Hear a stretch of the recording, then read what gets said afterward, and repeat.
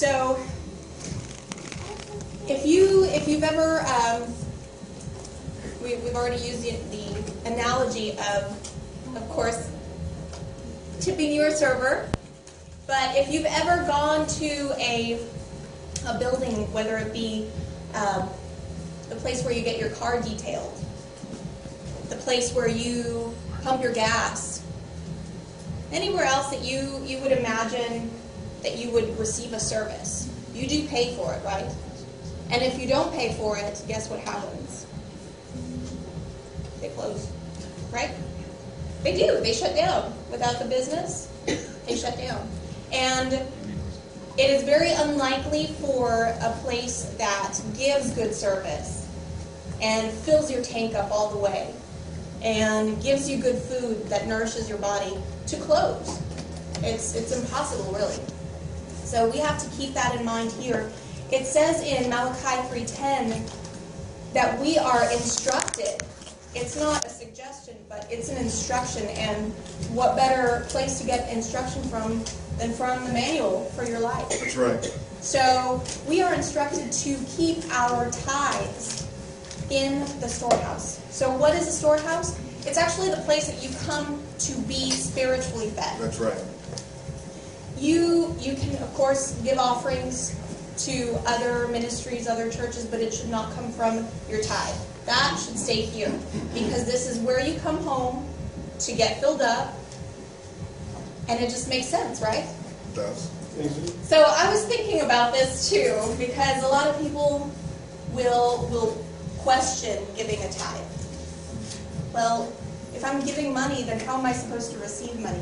You know what? You don't have to question that. It's not for us to understand. There are so many things.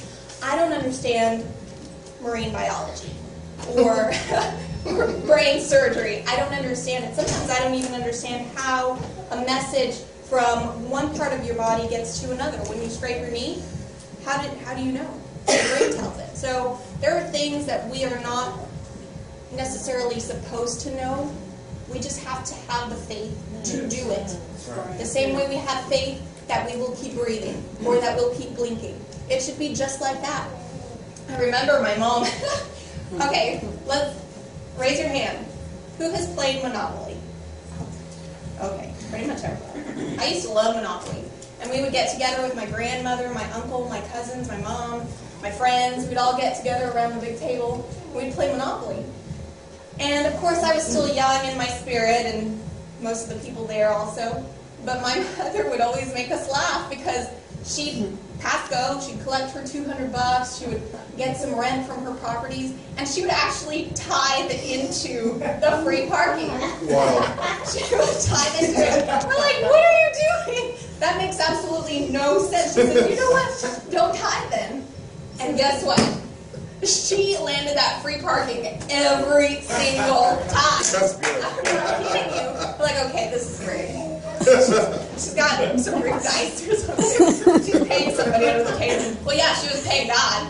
Hallelujah. So, Monopoly money. Monopoly Give it to him. It's as Won't he real do as it? it is at the moment. She always had the hotels, 2 hotels, park place right next to it. She had monopolized the entire place, the entire board. And we would just look at her. Really? Yeah, and she was never, it was never out of a want for that money. She was just giving it because that was her duty in the Monopoly life.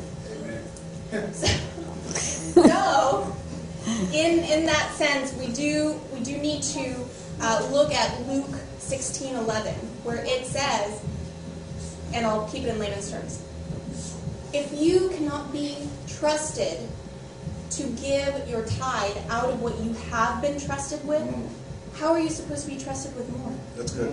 So that's what you should keep in mind when you are giving your tithe. This is not yours to begin with. You were blessed with it. Because the same way it comes is the same way it goes.